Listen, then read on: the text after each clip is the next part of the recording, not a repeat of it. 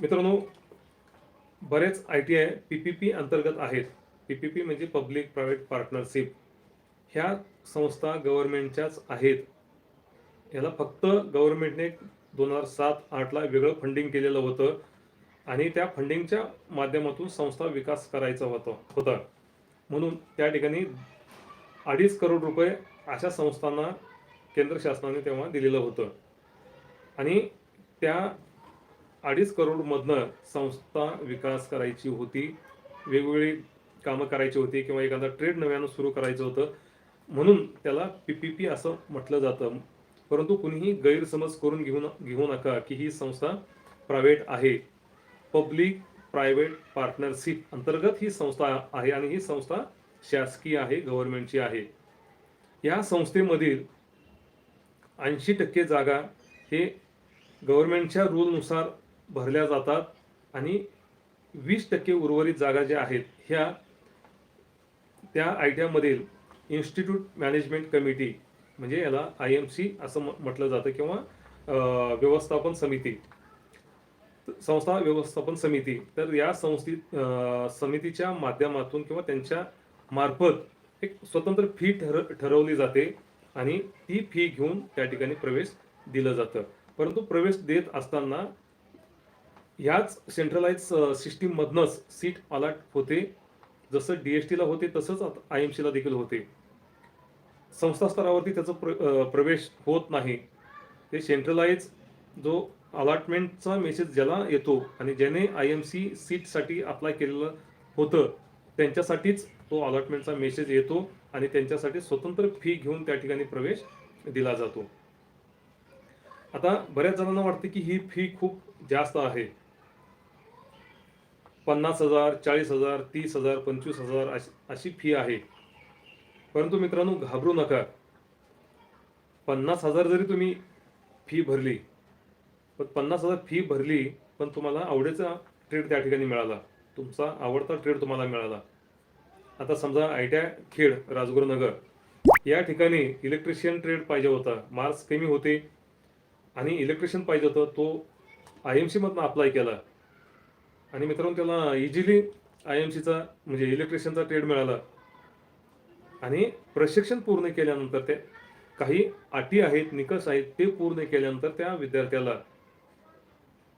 50,000 जी fee भरली होती त्या फीच्या 80% पर्यंत फी परत मिळाली, म्हणजे परत मिळते.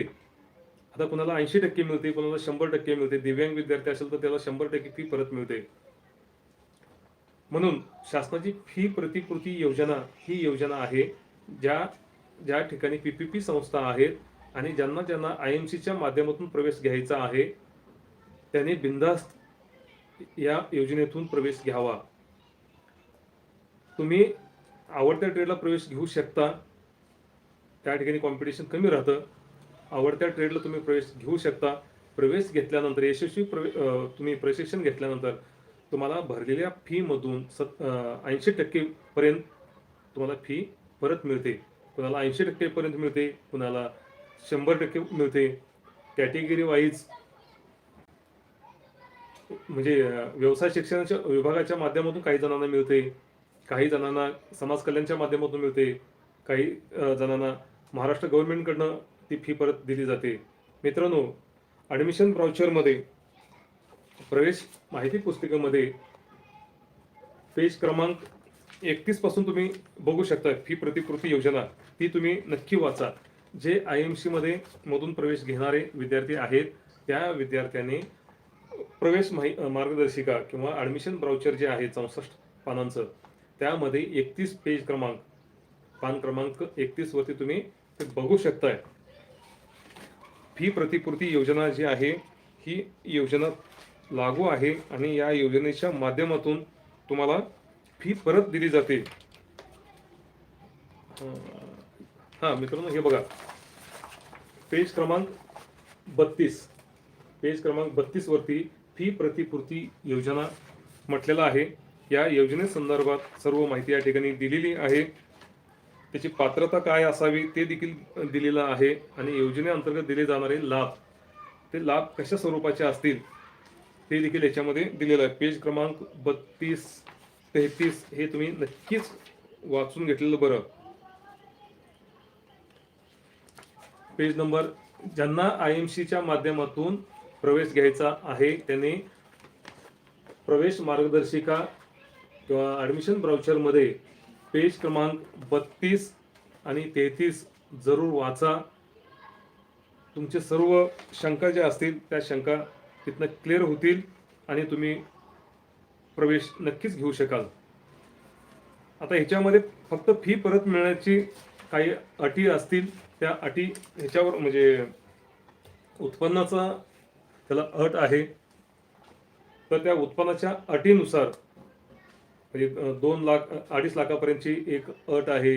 2.5 लाखापेक्षा जास्त आणि 8 लाखापेक्षा कमी उत्पन्न असणारा गट त्यासाठी असे गटानुसार माहिती प्रवेश मार्गदर्शिका पुस्तिकामध्ये दिलेली आहे. जर तुम्ही ती वाचलं पेज क्रमांक 32 आणि 33 तर तुमच्या लक्षात येईल आणि नक्कीच तुम्ही IMCच्या माध्यमातून PPP ITI मध्ये नक्की तुम्ही प्रवेश घेऊन तुमचं करिअर करू शकाल. काळजी करू नका. आता मार्क्स तुम्हाला कमी आहेत परंतु पैसे भरण्याची तुमची तयारी आहे. तिथेही मेरिट लागणारच आहे परंतु पैसे भरून प्रवेश घेणाऱ्यांची संख्या कमी असेल तर त्या ठिकाणी तुम्हाला संधी नक्की मिळू शकते. म्हणून शहीद राजगुरू शासकीय औद्योगिक प्रशिक्षण संस्था खेड जिल्हा पुणे ही एक संस्था पुणे जिल्ह्यामध्ये चांगली संस्था आहे. या संस्थेचा देखील विचार करायला काही हरकत नाही.